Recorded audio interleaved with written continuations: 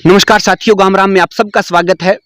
सारंगपुर गांव में पहुंचे हुए हैं जहां शहीद सुरेंद्र बिश्नोई जी की समाधि बनी हुई है। और उधर आप पीछे दिखाइए, उनका जो पैतृक मकान है जो खेतों में बना हुआ है वो भी आपको दिख रहा होगा। यहीं पर ही जो सुरेंद्र बिश्नोई जी है उनका बचपन बीता था। और अभी क्योंकि वो शहीद हो गए तो ये जो पीछे आप मेरे देख रहे हो ये उनकी समाधि है।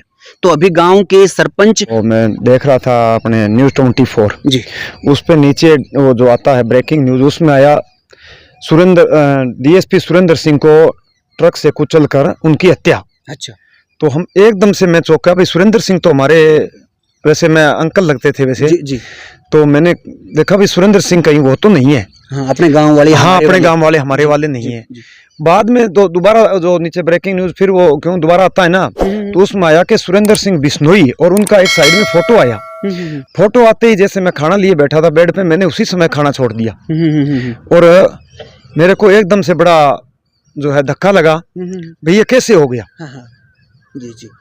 तो फिर जैसे यहाँ पार्थिव शरीर लाया गया, उनकी समाधि यहीं बनी है। तो अब जो सरकार भी लगातार दबिश दे रही है उस स्थान पर जहाँ पर ये हत्या हुई थी, तो सरकार की कार्रवाई से या प्रशासन की कार्रवाई से आप या गांव कितना संतुष्ट है? अब देखो, संतुष्ट की बात जहाँ तक है, अब जो उनकी शहादत हुई थी उस दिन तो हमें ऐसा लग रहा था कि सरकार हमें जो है इस पे लिपापोती करेगी। जी जी। लेकिन कल से अनिल विज साहब ने जो बयान दिया था कि चाहे मुझे कितनी फोर्स लगानी पड़े, तो अब कल से हम देख रहे हैं कि वहाँ एक गांव के लिए, जो गांव है उस गांव के लिए 1600-1700 कर्मचारी लगा दिए पुलिस के, और फ्री हैंड कर दिया गया है। और उनको असले दिए गए हैं कि किसी से भी अगर वहाँ मुठभेड़ या सामना हो जाए तो करने को तैयार रहें। अच्छा। और आज हमने सुना कि वहाँ से जो डंपर हैं गांव में, अवैध डंपर हैं वहाँ खड़े, उनको उठाया जा रहा है, मोटरसाइकिलों को उठाया जा रहा है, उनके ट्रैक्टर जब्त किए जा रहे हैं। ये एक मुहिम है जी, सरकार की शुरू हुई। और इनकी शहादत का, तभी उनके बलिदान का जो सही अर्थों में हम सम्मान समझेंगे जब वहाँ से बिल्कुल इस माफिया को जड़ से नस्ताबूद कर दिया जाएगा, तभी जाकर के इस शहादत को बड़े सफल हम समझेंगे। ठीक है। और सरकार से जो हमारी मांग है वो ये है, एज गांव का जनप्रतिनिधि होने के नाते, हमने कल मेरी ग्राम पंचायत से हमने एक प्रस्ताव पारित करके एक चिट्ठी लिखी है जी जी, कि उनके बेटे को कम से कम डीएसपी के रैंक से कम उनको नौकरी न दी जाए। हो सके तो मैं कहूं कि एसपी लगाया जाए।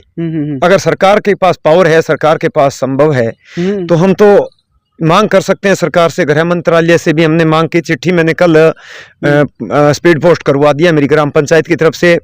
और दूसरा, मेरा जो बिश्नोई समाज है जी जी, इनकी तरफ से जो हमारा सबसे बड़ा जो अवार्ड होता है बिश्नोई रत्न, उसके लिए मैंने हमारी मुकाम मुक्तिधाम जो मुकाम महासभा है हमारी बिश्नोई महासभा जी जी, उनके संरक्षक कुलदीप जी बिश्नोई संरक्षण को, और महासभा के प्रधान देवेंद्र जी बुढ़िया को भी मैंने चिट्ठी लिखी है कि इनको हमारे जो सर्वोच्च बिश्नोई जो है सम्मान बिश्नोई रत्न वो देकर सम्मानित किया जाए। केंद्र सरकार को हमने कल ही चिट्ठी लिखी है, उसमें हमने जो वीरता पुरस्कार है, अशोक चक्र जो मरणोपरांत दिया जाता है, जैसे जम्मू कश्मीर में शहीद हो रहे हैं उनको दिया जा रहा है, तो अशोक चक्र की भी जनप्रतिनिधि और गांव की तरफ से मैं कहता हूं कि उनको अभी इसी 15 अगस्त पे अशोक चक्र से मरणोपरांत सम्मानित किया जाए। अच्छा जी।